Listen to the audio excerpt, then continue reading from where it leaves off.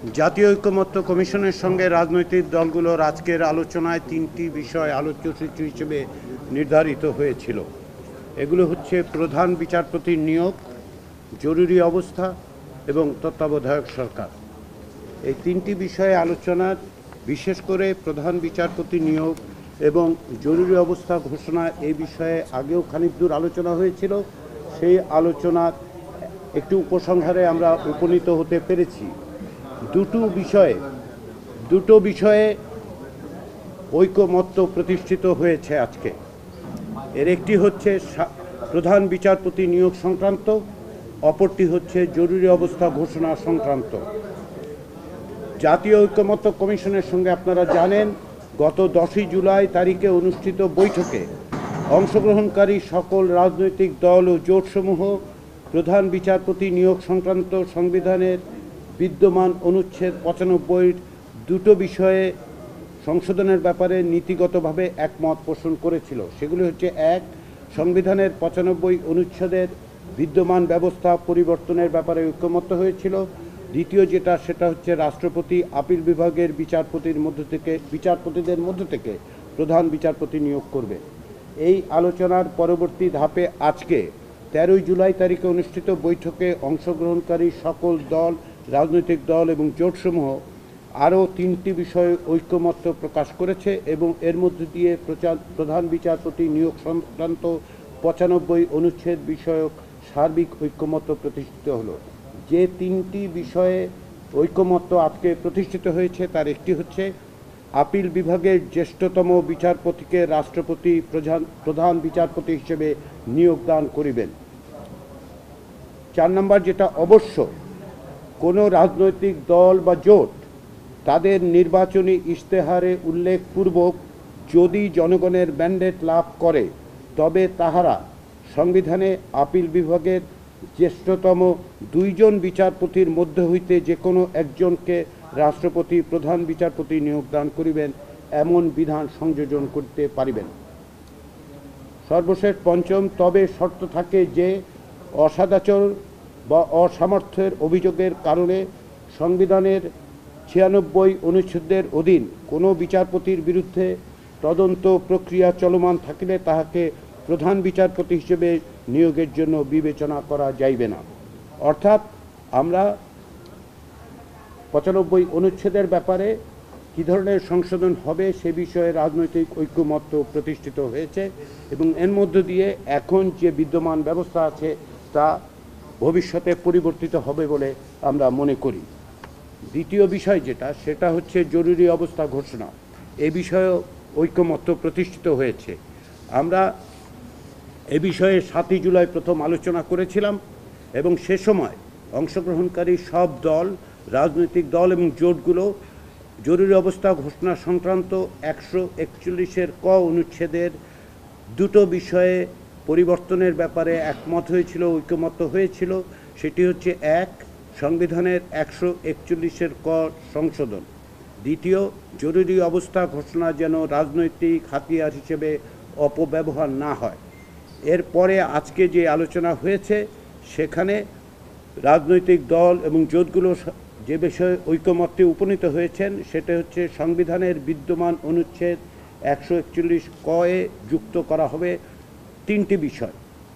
1, বিদ্যমান অনুচ্ছেদ 141 ক সংশোধনের সময় অভ্যন্তরীণ গোলযোগের শব্দগুলির পরিবর্তে রাষ্ট্রীয় স্বাধীনতা, সার্বভৌমত্ব, রাষ্ট্রীয় অখণ্ডতার প্রতি হুমকি বা মহামারী বা প্রাকৃতিক দুর্যোগ শব্দগুলো প্রতিস্থাপিত হবে। 2, জরুরি অবস্থা ঘোষণার জন্য প্রধানমন্ত্রীর প্রতি স্বাক্ষরের পরিবর্তে মন্ত্রিসভার অনুমোদনের বিধান যুক্ত করে নিম্নোক্ত বিধান করা জন্য ঐকমত্য হয়েছে।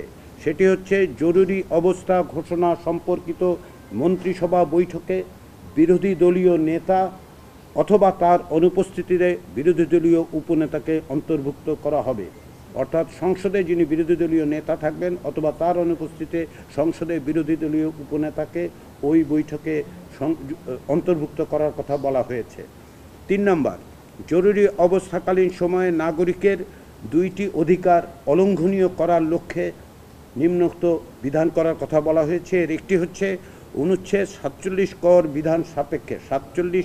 বিধান সাপেক্ষে কোনো নাগরিকের জীবনের অধিকার অর্থাৎ রাইট টু লাইফ এবং খ বিচার ও দণ্ড সম্পর্কে বিদ্যমান সংবিধানের 35 অনুচ্ছেদে বর্ণিত মৌলিক অধিকারসমূহ খর্ব করা যাবে না।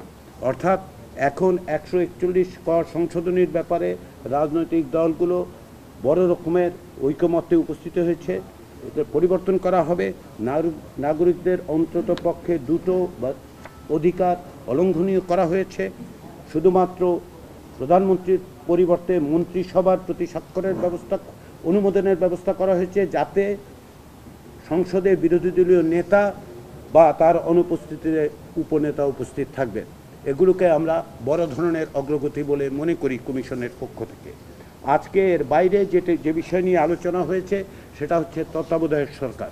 আমি যেটি আগেও বলেছি এবং আপনারা জানেন যে তত্ত্বাবধায়ক সরকার ব্যবস্থা প্রতিষ্ঠার ব্যাপারে সকল রাজনৈতিক দলগুলো একমত হয়েছেন যে তত্ত্বাবধায়ক সরকার পুনঃপ্রতিষ্ঠা করা দরকার।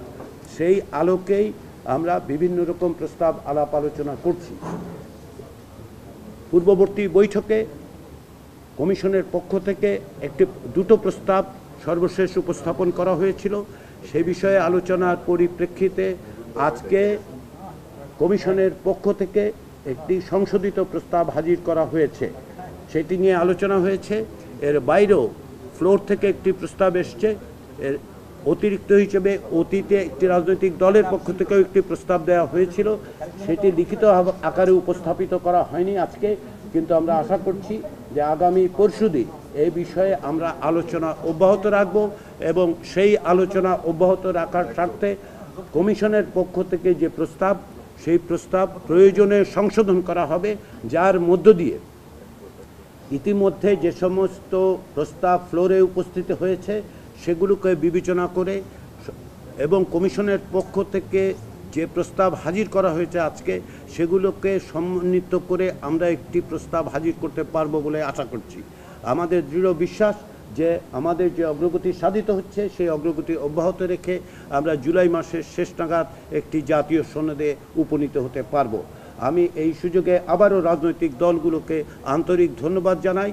তারা তাদের সাংগঠনিক কার্যক্রম সত্ত্বেও এবং বিভিন্ন রকম ব্যস্ততা সত্ত্বেও প্রতিদিন জাতীয় ঐক্যমত্য কমিশনের আহ্বানে উপস্থিত থাকছেন, আলোচনা করছেন, আন্তরিকভাবে আলোচনা করছেন, হৃদ্যতাপূর্ণভাবে আলোচনার মধ্যে দিয়ে পরস্পরের বক্তব্য অনুধাবন করার চেষ্টা করছেন। বিভিন্ন রকম প্রস্তাবে ত্রুটি বিচ্যুতি এবং শক্তিগুলোকে পর্যালোচনা করে তারা তাদের পক্ষ থেকে প্রস্তাব দিচ্ছেন। এতে স্পষ্ট যে রাজনৈতিক দলগুলো একটি বড় রকমের ঐকমত্যে পৌঁছতে সর্বাত্মকভাবে চেষ্টা করছেন। তাদেরকে ধন্যবাদ। আপনাদেরকে ধন্যবাদ যে আপনারা সার্বিকভাবে আমাদেরকে সহযোগিতা করছেন এবং আমরা আশা করছি যে জুলাই মাসে